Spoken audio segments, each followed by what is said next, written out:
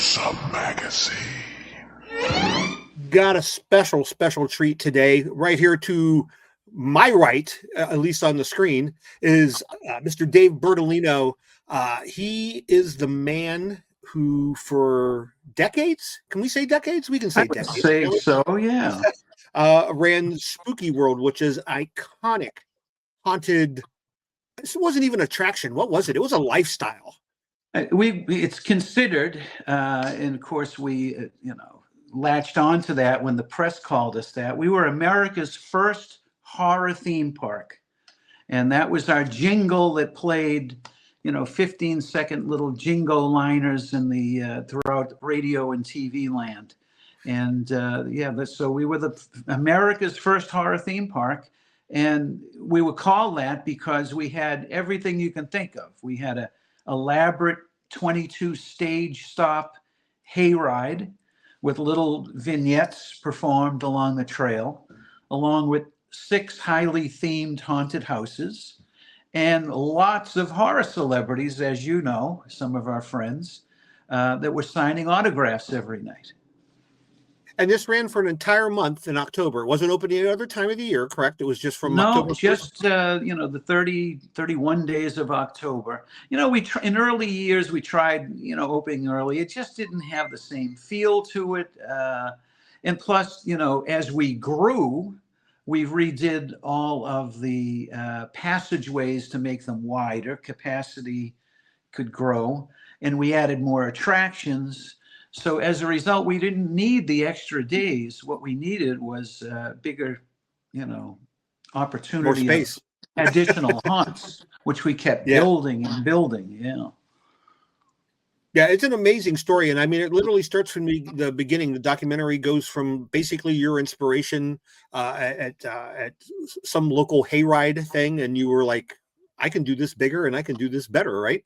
And, sure. And it to make it clear, I'm just an average idiot, and I didn't really have any special skill set other than loving Halloween. I grew up in my family's joke and magic shop, Little Jack Horner in downtown Boston.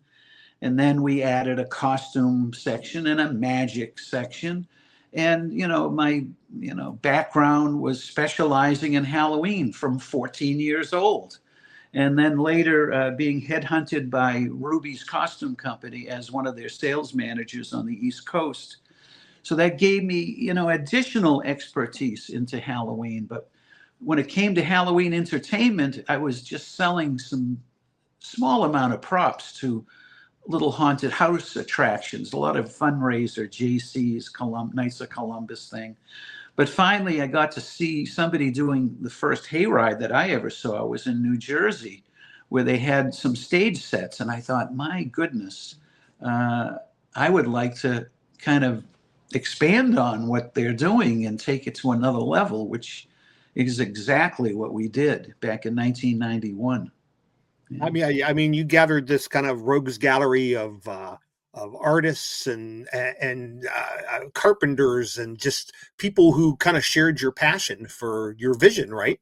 Exactly. I mean, we didn't have a lot of money, but we never asked for volunteers. I always wanted to pay people no matter what their skill set was. And, there was no book to read. Nobody has ever done what we were doing. And so we were just, doing what we'd would like to see. We would like to see these little stage sets along the hayride trail and recreating scenes from horror movies. And icing on the cake is you walk through a Freddy Krueger haunt set, and then there's Robert Englund signing autographs, or Jason, of Friday the 13th, from the, right from the scene you saw at Camp Crystal Beach. So it was just a remarkable opportunity. How long did it take for you to get to the point to where the celebrities were such an integral part into it? Well, we made them an integral. They were like family. We made friends. And the interesting thing is the original celebrities that were there in year one, such as Tom Savini, Kane Hodder, Gunnar Hansen, and Butch Patrick, and they in turn told their friends, other horror celebrities. So we just kept growing as a result of their recommendations to other celebrities. And this was back in the days, some of our younger listeners may not remember. I mean, in these days of these huge horror events practically every weekend, back in the early 90s, these didn't exist. You might get a No. Fango show in LA or a Fango show in New York, maybe. But there was nowhere to go. Now you can go now and see a Kane Hodder or a Robert Englund pretty much every weekend. It's someplace in the country. But when I was in year one, I started an association, the Haunters Association. And back then, when we met in my hotel room at one of the supply conventions, and we formed this organization, which now I understand they have 4,000 members. But back then, there was like 20 of us stuffed in my hotel room. That's and amazing. We started that, and we agreed to share, background stuff that, where to get your insurance, proper training for security, what's the cutting, crossing the line on haunts, how far can you go kind of thing. And so it was great knowledge. We were all sharing it with one another. And it's nice that organization has flourished to 4,000 members, but it did start in my hotel room in 1991. That's hard to believe, isn't it? Unreal. Oh my gosh. Some of my favorite parts of the documentary was when you guys had to deal with the huge crowds that showed up. I mean, you were expecting. It was a shock. That was terrifying to be able to, my partner and I sat down and we said, when all is said and done, we need to sell 400 tickets a night to break even. And so the first night we did 2,000 people. And for the month we did 60,000 people. So I took, I'm not sure if we had a 5-year or 10-year loan. I took a loan against my home. I can't believe I did that. And I paid it back. Instead of 10 years, it took me 3 weeks to pay it back. That's amazing. That shocked me. Yeah. But just the things you had to deal with, mainly because, again, you just weren't prepared for that type of a reaction to it. It's fascinating in the documentary. And I don't want to ruin the viewing of the documentary for anybody. So I want to try to keep it as vague as possible. But there are some crazy stories. Crazy. Oh, feel free. Yeah, I got to tell you, there's so many of them. You won't ruin, there's no spoiler, because there's like one, it's a head turner, because a lot of people enjoy, Halloween theme parks or Halloween attractions. And this is a great movie for somebody who's never gone to one, and they see it without leaving their living room, and then suddenly they want to go. And that's the reviews I've been getting. We did 3 advanced film festivals. And all 3, the feedback was from many of the reviewers from various newspapers and organizations. Geez, I didn't know that these existed. I got to go check one out live. And so that's the beauty part of that. Yeah, it really, truly is. And another fascinating thing, at least for me, and I'm sure it will be for other horror fans, was how Tom Savini got involved in this. Well, I've said this more than once. If it wasn't for Tom Savini, there would be no Spooky World. We just were doing a little hayride to pay, help pay off the mortgage that, I had at the place. Never did we think that this would grow into Spooky World, as he affectionately renamed it for us.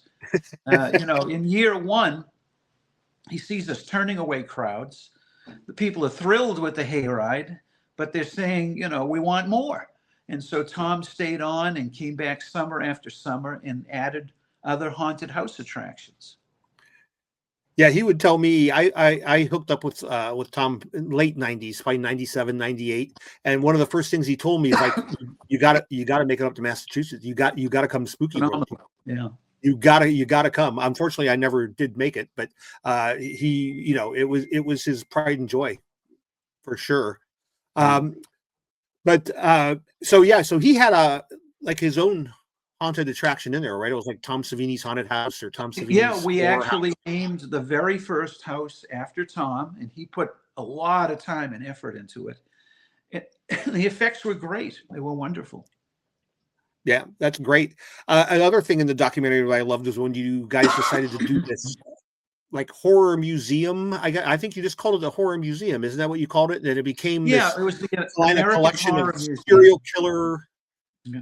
We went to a lot of auctions, buying up original props and displays from first-run horror movies. So it was populated with Freddy Krueger items, Jason items, Michael Myers items, all kinds of displays. Wonderful stuff.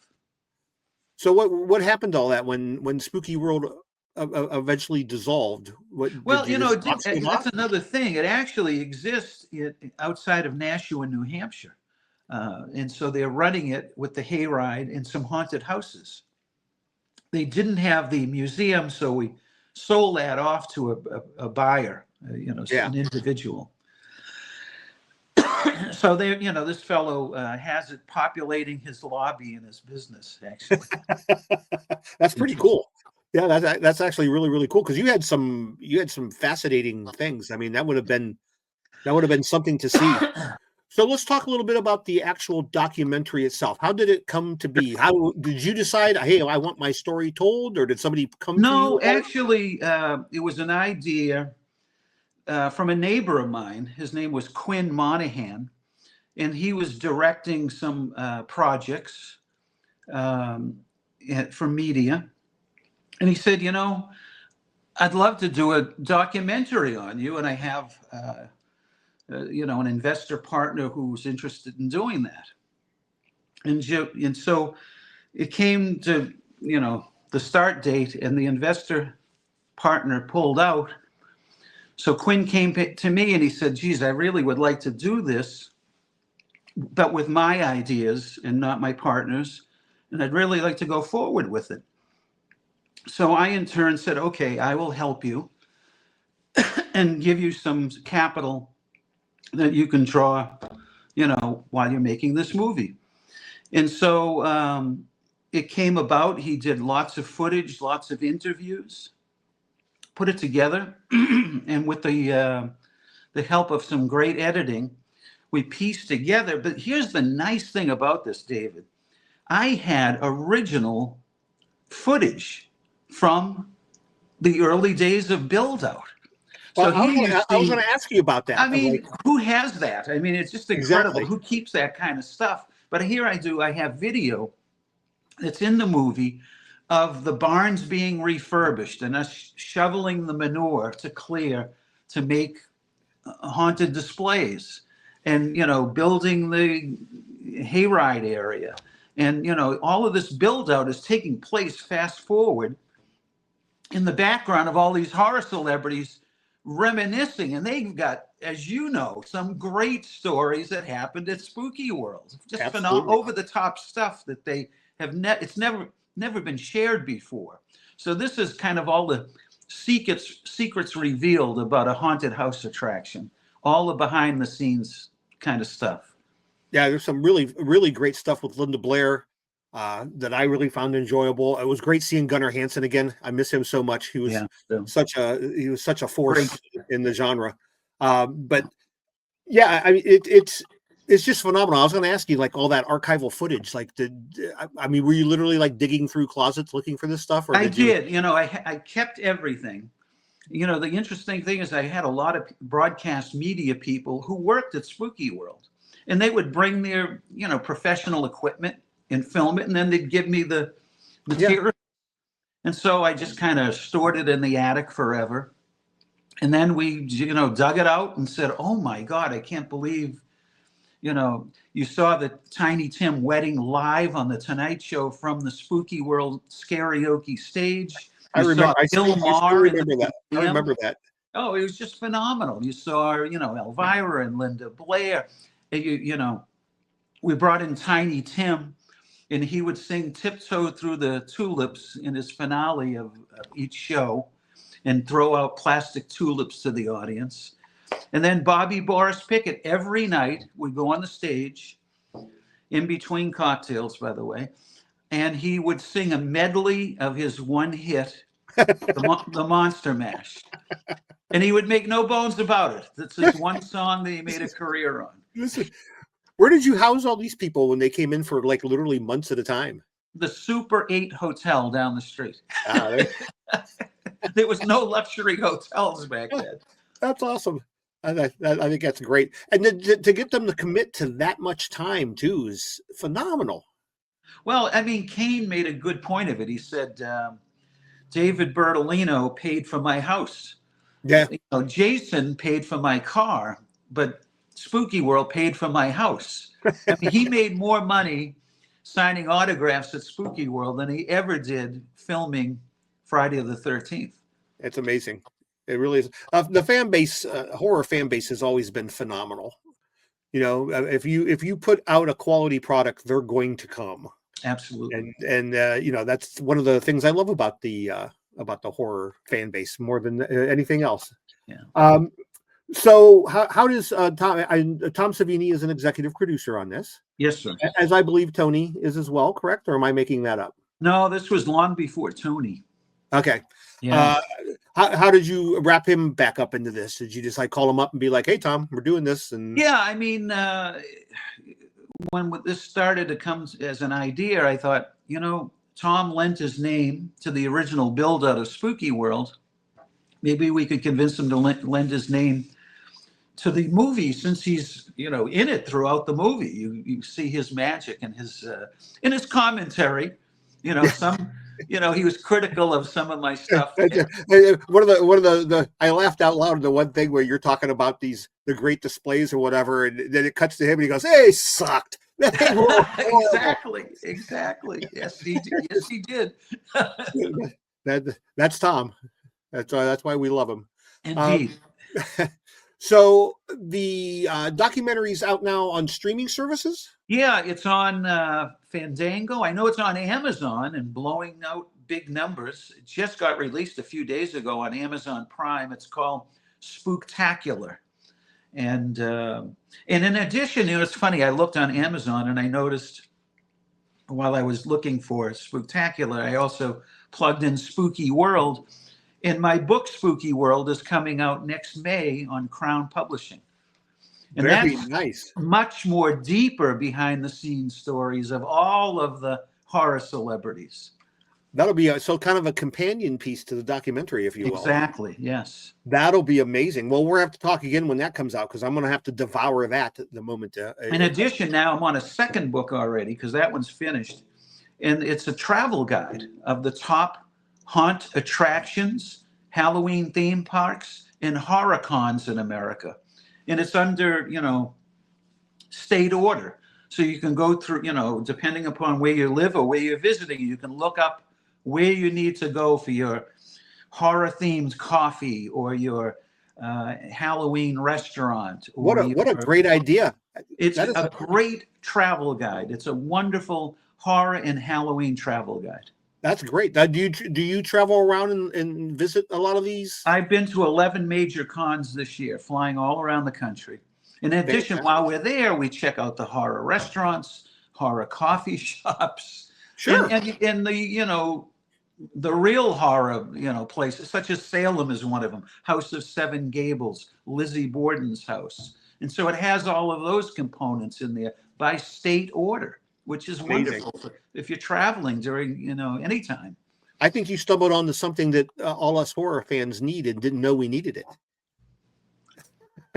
It does answer a need. Yeah. Yeah, absolutely. Well, again, the documentary was, I laughed. I was shocked at times.